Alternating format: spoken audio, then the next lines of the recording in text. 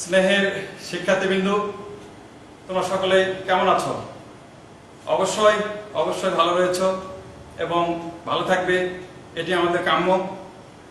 তো আমরা এমন একটি সময়ে আজকে এই অনলাইন ক্লাসে উপস্থিত হয়েছি যে মুহূর্তে গোটা বাংলাদেশে উপর্যুপরি বর্ষার বৃষ্টি এবং বন্যায় গোটা দেশের মানুষ আজ অস্বস্তিকর পরিবেশের মধ্যে রয়েছে। অপরদিকে আমরা দেখতে পাই বাংলাদেশ তথা গোটা বিশ্বে করোনার যে ভয়াবহ সবল, এবং এই পরিস্থিতিতে গোটা বিশ্বের জনমানুষ আজকে বিপদের মধ্যে রয়েছে এবং নানাবিধ সমস্যার মধ্যে, ভয়াবহ পরিস্থিতির মধ্যে দিনাতিপাত করছে। তো যাক, এখন আমরা ক্লাসে ফিরে আসি। প্রথমে শুরুতেই আমি আমার পরিচয় দিই। আমি মোহাম্মদ আব্দুল মুবিন, সহকারী শিক্ষক, বাংলা, জাহানপুর এসসি উচ্চ বিদ্যালয়, ধামরাট, নওগাঁ। আজকে ধামরাট অনলাইন স্কুলের পক্ষ থেকে এবং আমার ব্যক্তিগতভাবে নবম দশম শ্রেণীর বাংলা প্রথম পত্র ক্লাসে কাছের এবং দূরের সকল প্রিয় শিক্ষার্থীদেরকে জানাই আমার পক্ষ থেকে সালাম, শুভেচ্ছা এবং অভিনন্দন। এখন আমরা মূল ক্লাসে ফিরে যাব। শুরুতে আমি বলতে চাই, আমাদের এই বাংলাদেশ নদীর দেশ, বাংলাদেশ সুরের দেশ, বাংলাদেশ গানের দেশ, শস্য শ্যামল সবুজে ভরা প্রাকৃতিক সৌন্দর্যমণ্ডিত আমাদের এই বাংলাদেশ। আমরা আমাদের এই প্রিয় মাতৃভূমি, অপরূপ সৌন্দর্যের লীলাভূমি বাংলাদেশকে ভালোবাসি এবং ভালোবেসে যাব। এ পর্যায়ে আমি বলতে চাই, আমাদের বাংলাদেশে রয়েছে অসংখ্য নদ নদী। আমাদের পাঠ্য বই মোতাবেক আমরা জানতে পারি যে আমাদের প্রায় ৭০টি নদী এই বাংলার বুক চিরে প্রবাহমান গতিতে বঙ্গোপসাগরে পতিত হয়েছে এবং আমাদের এই নদীর বর্ষার জল দিয়ে সেই নদীগুলো সাগরকে কর স্বরূপ পানি দিচ্ছে।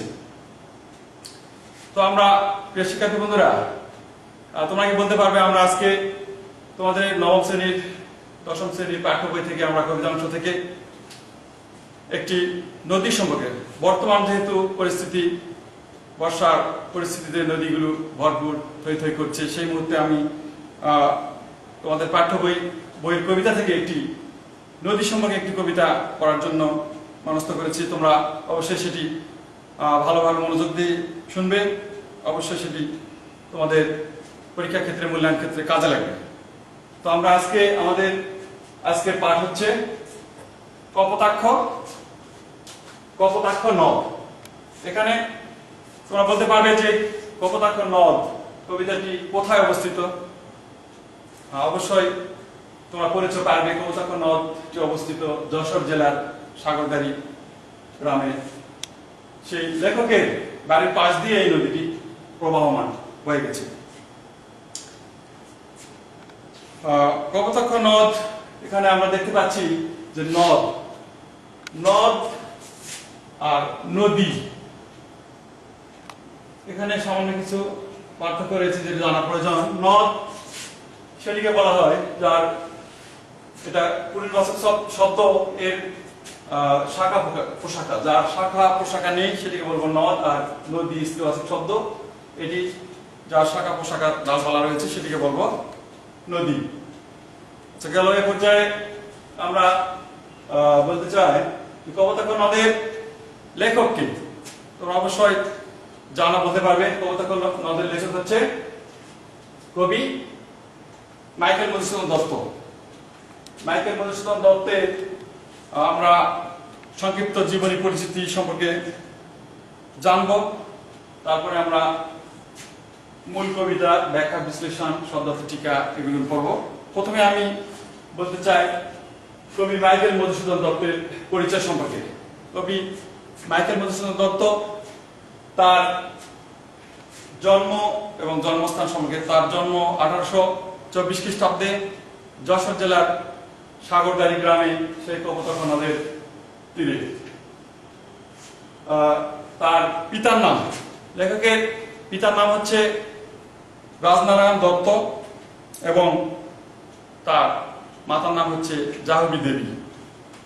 কবি মাইকেল মধুসূদন দত্ত এসএসসি লেভেলে প্রথমে তার গ্রামের বাড়িতে পড়াশোনা করেন। পরবর্তীতে লেখক যখন এসএসসি পাশ করে এসএসসিতে পদার্পণ করেন, তখন তিনি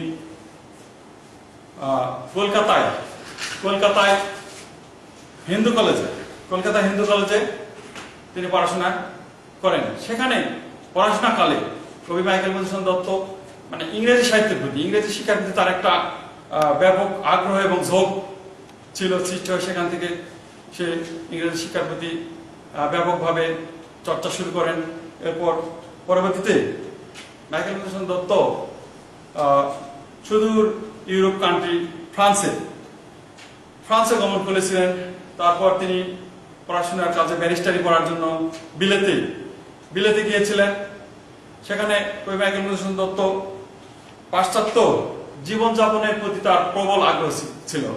পাশ্চাত্য সাহিত্য এবং পাশ্চাত্য সভ্যতায় তিনি একটু বেশি আগ্রহী, বিশ্বাসী ছিলেন, যার কারণে ইংরেজির প্রতি তার ব্যাপক একটা ঝোঁক ছিল।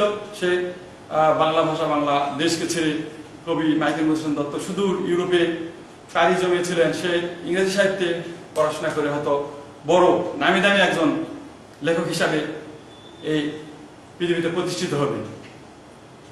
এই কবি মাইকেল মধুসূদন দত্ত পাশ্চাত্য সভ্যতার অনুসারী হওয়ার কারণে তিনি খ্রিস্টান ধর্মে, হিন্দু ধর্মের ছিলেন তিনি। তারপর সে খ্রিস্টান ধর্মে দীক্ষিত হন। তখন 1924 সালে খ্রিস্ট ধর্ম দীক্ষিত হওয়ার পর তার নামের পূর্বে মাইকেল শব্দটি, মধুসূদনের নামের পূর্বে মাইকেল শব্দটি যুক্ত হয়েছিল। তারপর তিনি তীব্র ভাবাবেগে যখন তিনি সেখানে চলে গেলেন, তারপরে সেখানে তার পরবর্তীতে দেখা গেল তিনি বিভিন্ন প্রকার সমস্যা, দুঃখ, কষ্ট ইত্যাদির মধ্যে পড়ে গেলেন। সেখানে আর কিছুতেই তার মন টিকলো না, ভালো লাগলো না। সে কিছুতেই তার ভালো লাগছিল না সেখানে। তখন অবশ্যই মাতৃভাষা বাংলাকে ছেড়ে বঙ্গদেশ, জন্মস্থান ছেড়ে যখন বিদেশে চলে যায়, তখন তার মানে মনটা কেমন জানি করছিল। সে কিছুতেই সেখানে টিকতে পারেনি। পরিশেষে সে আবারও সেই বাংলায় ফিরে বাংলায় কবিতা, সাহিত্য চর্চা, বিভিন্ন ধরনের লেখনীতে মনোনিবেশ করেন এবং বাংলা সাহিত্যে একজন খ্যাতিমান লেখকের আসন দখল করেন। এক পর্যায়ে আমরা তার কিছু কাব্যগ্রন্থ কি এগুলো জানবো। অবশ্যই তোমরা পড়েছ যে কবি মাইকেল মধুসূদন দত্তের সেরা অমর কীর্তি শ্রেষ্ঠ কাব্যগ্রন্থ হচ্ছে মেঘনাদ বধ কাব্য। এটি মনে রাখবে, মেঘনাদ বধ কাব্য, এটি তার অমর শ্রেষ্ঠ কাব্যগ্রন্থ। এছাড়াও তিনি লিখেছেন বীরাঙ্গনা কাব্য, গজঙ্গনা কাব্য, চতুষ্পদী কবিতাবলী ইত্যাদি তার শ্রেষ্ঠ। এছাড়া তিনি নাটক লিখেছেন, কয়েকটি নাটক, ইংরেজিতেও তিনি নাটক লিখেছেন, যেমন কৃষ্ণকুমারী, শর্মিষ্ঠা, পদ্মাবতী ইত্যাদি। এছাড়াও তিনি নাটকের একটি শাখা, সেটি হচ্ছে প্রহসন, এটি লিখেছেন গুরু শালিকের ঘাড়ে রোগ, একেই কে বলে সভ্যতা ইত্যাদি। এছাড়াও তিনি অনেক কাব্যগ্রন্থ লিখেছেন। কবি মাইকেল মধুসূদন দত্ত অনেকগুলি ভাষায় পারদর্শী ছিলেন। তিনি প্রায় 13-14টি ভাষার দক্ষ ছিলেন। এই সমস্ত ভাষায়, বিভিন্ন ভাষায় তিনি অনুবাদ গ্রন্থ লিখেছেন এবং বিভিন্ন ভাষায় গ্রন্থ এবং সাহিত্য চর্চা করেছেন। এর মধ্যে যেমন বাংলা, ইংরেজি, ইতালিয়ান বিভিন্ন ধরনের ভাষা এবং সাহিত্যে তিনি মনোনিবেশ করেছিলেন। কবি মাইকেল মধুসূদন দত্ত 1873 সালে তিনি কলকাতায় কলকাতায় মৃত্যুবরণ করেন, শেষ নিঃশ্বাস ত্যাগ করেন। এই মাইকেল মধুসূদন দত্ত বাংলা সাহিত্যে সর্বপ্রথম মাইকেল মধুসূদন দত্তই অমিত্রাক্ষর ছন্দ এবং সনেট কবিতা প্রবর্তন করেন এবং বাংলা সাহিত্যে একটি নতুন মাত্রা তিনি যোগ করেন।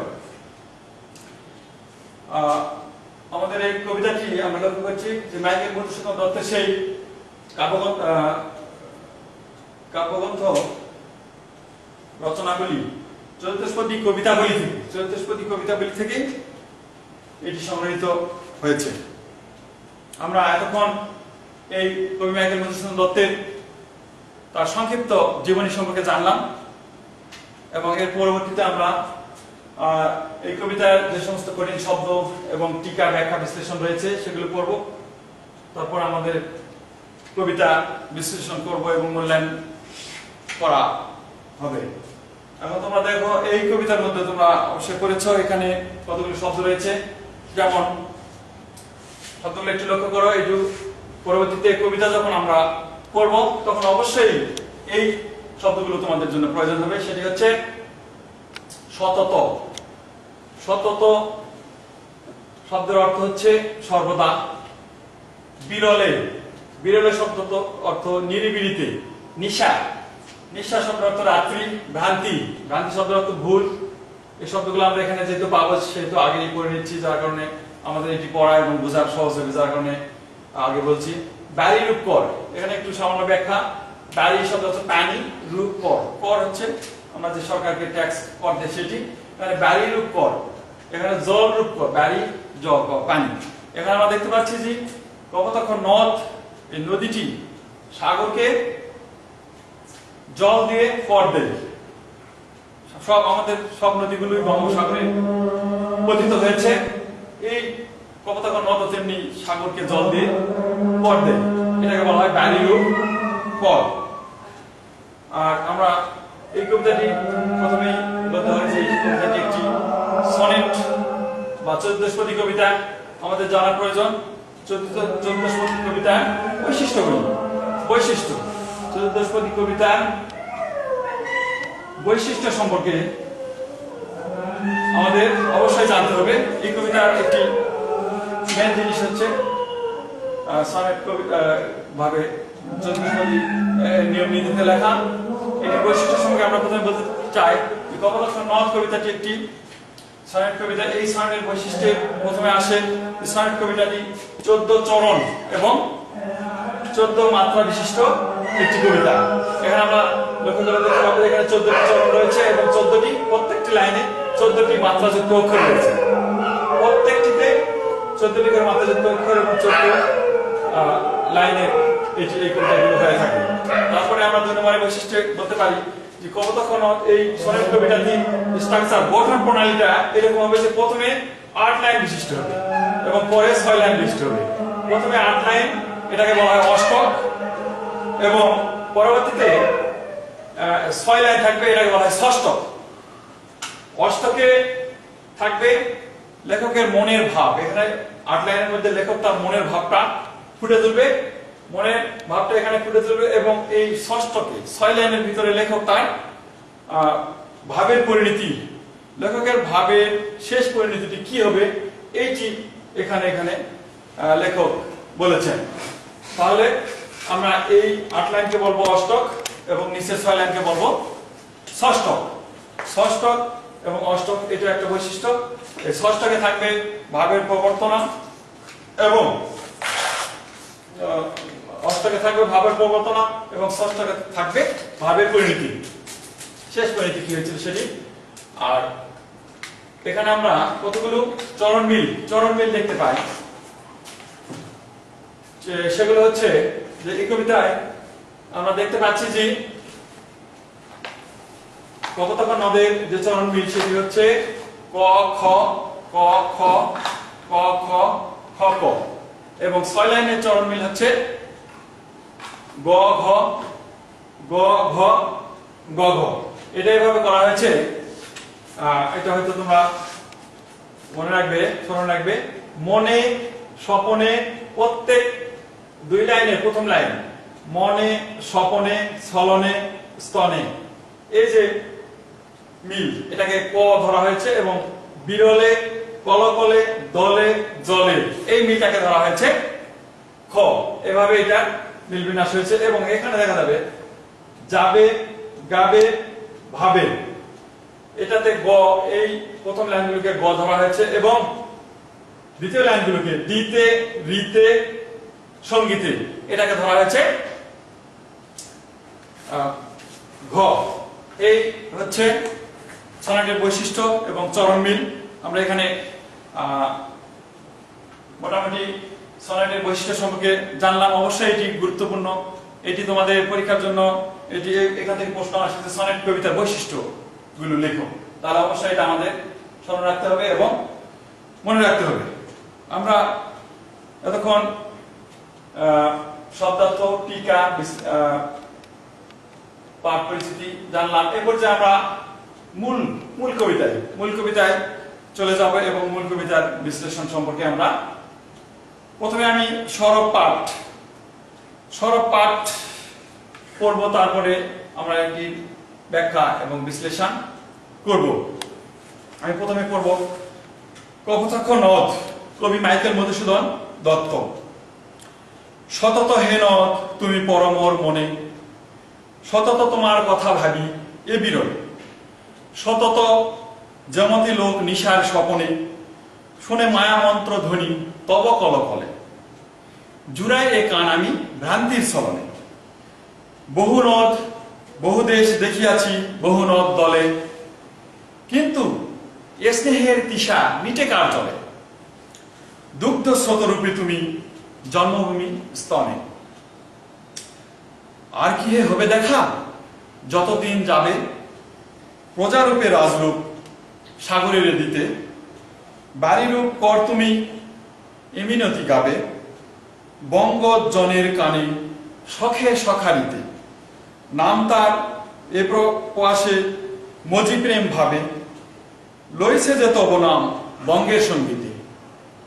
আমরা সরব পাঠ করলাম, অবশ্যই তোমরা এটি ভালো করে পড়বে এবং বাস্তবে এটি কাজে লাগাবে। এ পর্যায়ে আমি একটি সংক্ষিপ্ত পাঠ পরিচিতি এবং ব্যাখ্যা বিশ্লেষণ, পরবর্তীতে আমরা মূল লাইনে যাব। এ পর্যায়ে আমি বলতে চাই এই কবিতার মূল বক্তব্যে বিষয়বস্তুর মধ্যে রয়েছে কপোতাক্ষ নদ। কবিতাটি মাইকেল মধুসূদন দত্তের চতুর্দশপদী কবিতাবলী থেকে সংগ্রহিত হয়েছে, সংকলিত হয়েছে। এই কবিতায় কবি তার মনের যে স্মৃতিকাতরতা, এই স্মৃতিকাতরতার মধ্য দিয়ে তার যে স্বদেশ প্রেম, এই স্বদেশ প্রেমের অত্যুজ্জ্বল একটা প্রমাণ এখানে দিয়েছেন। কবি যশোর জেলার সাগরদাড়ি গ্রামে জন্মগ্রহণ করেছেন এবং শৈশবের সেই স্মৃতিময় দিনগুলো সেখানে সে কাটিয়েছেন, এবং শৈশবের স্মৃতিগুলো যখন মনে পড়ে তখন সে একেবারে কাতর হয়ে পড়ে। কবি যখন ফ্রান্সে গিয়েছিলেন সেই সময় তখন তার জন্মভূমি শৈশব এবং কৈশোরে সেই বেদনাবোধ বিধুর স্মৃতিগুলি তার মনে জাগিয়েছিল অত্যন্ত কাতরতা। তার সেই জন্মভূমি জন্মস্থানের কথা মনে পড়ে সে একেবারে কাতর হয়ে পড়েছে। এক পর্যায়ে সে দূরে বসে কপোতাক্ষ নদের সেই নদীর চলার গতি, কলকল ধ্বনি, এই ধ্বনিটা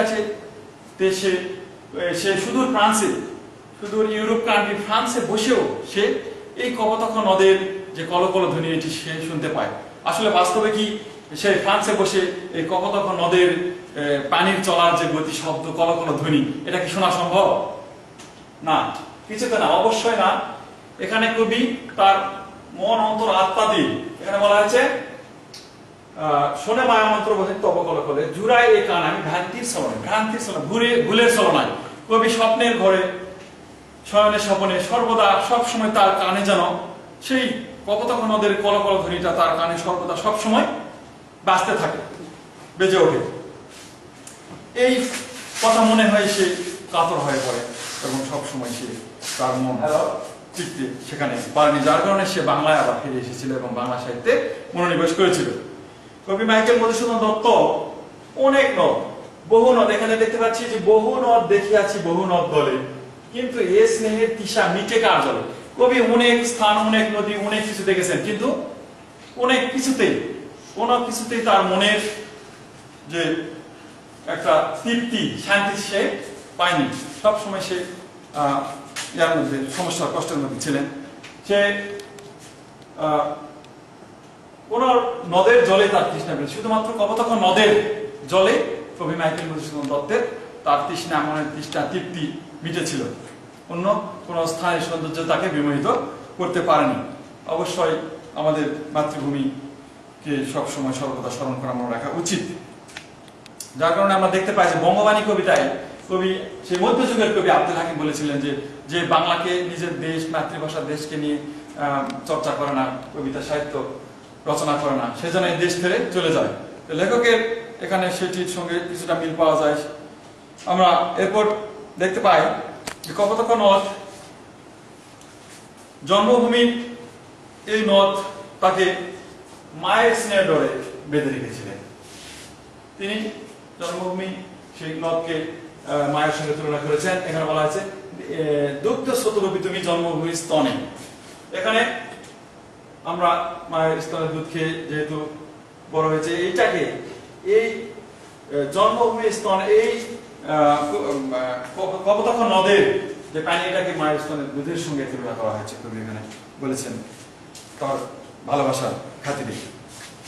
কবি মনে সন্দেহ, কবি শেষ পর্যায়ে কবিতায় বলে কবি মনের যে একটা আবেগ সন্দেহ, সেটি এখানে ব্যক্ত করেছেন। আর কি হবে দেখা, কবি সুদূর ফ্রান্সে বসে বলছেন যে আর কি হবে দেখা যতদিন যাবে। কবি এখানে কষ্টে কাতরে কণ্ঠে বলছেন যে আর কি তোমার দেখা পাবো, নাকি এখানে শেষ নিঃশ্বাস ত্যাগ করবো, মারা যাবো। কবির মনের একটা আবেগ। কবি বলেছেন যে আর কি দেখা পাবো তোমার যতদিন যাবে, প্রজারূপে রাজরূপ সাগরের দিকে, বাইরের রূপ পর তুমি এই মিনতি গাবে। আচ্ছা, এখানে কবি আরেকটি কথা বলেছেন শেষের দিকে, কপোতাক্ষ নদের কাছে সবিনয় মিনতি। কবি সবিনয় মিনতি কপোতাক্ষ নদের কাছে, যে কবি সেই নদকে এবং তার জন্মভূমি সাগরদারি গ্রামকে এতটা স্নেহ, মায়া মমতা ভরে সে ভালোবাসে। এইটা সেই কপোতাক্ষ নদও যেন তদ্রূপ কবির মতো, কবিকেও যেন সেই নদী স্নেহ করে বেঁধে রাখে, অতটাই ভালোবাসে। এটাই কবির কাছে মনের চাওয়া। এছাড়া কপোতাক্ষ নদ কবিতায় শেষের দিকে বলেছেন যে কপোতাক্ষ নদকে যেমন সে ভালোবাসে, তেমনি কপোতাক্ষ নদীও যেন তাকে ভালোবাসে, এবং কবি যে তাকে ভালোবাসে, এই তার মনের কাতরতা, ভালোবাসা, এইটা যেন সমস্ত বঙ্গবাসীর নিকট কবি মাইকেল মধুসূদন দত্ত এটা জানিয়ে দেয়। সমস্ত বাংলার আকাশ, বাতাস, জল, গাছপালা সকলকে যেন জানিয়ে দেয় যে কবি এতটাই সেই নদকে ভালোবাসে। আমরা দেখতে পেলাম এতক্ষণ যে এই কবিতার মূল ভাব, বিষয়বস্তু, পাঠ্যবস্তু সম্পর্কে আলোচনা করলাম। আমরা এখন শেষ পর্যায়ে এসেছি, শেষ প্রান্তে এসেছি। শেষ পর্যায়ে আমরা এখান থেকে কিছু মূল্যায়ন মূলক প্রশ্ন তোমাদের বাড়ির কাজ হিসাবে দেব এবং দেওয়ার দরকার। এটি তোমরা করবে এবং পরবর্তীতে তোমরা আবারও এই ক্লাস, যেহেতু একদিনে একটা কবিতা পড়ার সমস্যা, যার কারণে সামনে তোমরা এটা আবার করে আসবে, প্রস্তুতি নিয়ে আসবে। প্রশ্ন যেমন এখানে প্রশ্ন হতে পারে কবি মাইকেল মধুসূদন দত্ত কত সালে এবং কোথায় জন্মগ্রহণ করেন। কন্ট্রোল রুমে গেলে দেখবো, লিখে রাখবে কত সালে তিনি খ্রিস্ট ধর্মে দীক্ষিত হন এবং মাইকেল শব্দটি কখন তার নামের পূর্বে যুক্ত হয়েছিল। লেখক কোথায় বসে কবিতাটি লিখেছিলেন, তার মৃত্যু কত সালে, তার অমর কীর্তি, তার যে শ্রেষ্ঠ কাব্যগ্রন্থ মেঘনাদ বধ কাব্য, এটি সবসময় সদা মুখস্থ রাখতে হবে। সনেটের বৈশিষ্ট্য, এটি সবচেয়ে গুরুত্বপূর্ণ। সনেটের বৈশিষ্ট্যগুলো অবশ্যই মনে রাখবে। এটি সনেটের বৈশিষ্ট্যগুলো লিখো। আচ্ছা, এই প্রশ্নগুলো একটু লিখে নিবে। কবিতাটি কোন গ্রন্থ থেকে নেওয়া হয়েছে, কবিতার লেখকের কোন বই থেকে নেওয়া হয়েছে। তার পিতামাতার নাম কি, সনেট বা অমিত্রাক্ষর ছন্দের প্রবর্তক কে, প্রথম কে প্রবর্তন করেন, কবি নদের কাছে কি মিনতি করেছেন, কবিতা নদের কাছে কবি কি মিনতি করেছেন প্রশ্ন। এখানে বলা হয়েছে নিশার স্বপ্নে। নিশার স্বপ্নে বলতে কবি এখানে কি শুনতে পান, নিশার স্বপ্নে কবি কি শুনতে পান। যেমন এখানে আছে যেমন লোক নিশার স্বপ্নে শোনে মায়ামন ধ্বনি তব কলতলে। এখানে উত্তর পাওয়া যাবে। এভাবে তোমরা কবিতাটি সুন্দর করে ভালোভাবে করে আসবে এবং পরবর্তী ক্লাসে আবারও তোমাদের এর সম্পর্কে প্রশ্ন করা হবে। পরিশেষে আমি সকলকে ধন্যবাদ জানিয়ে আমি আমার আজকের এই ক্লাস সমাপ্ত ঘোষণা করছি। ধন্যবাদ সকলকে।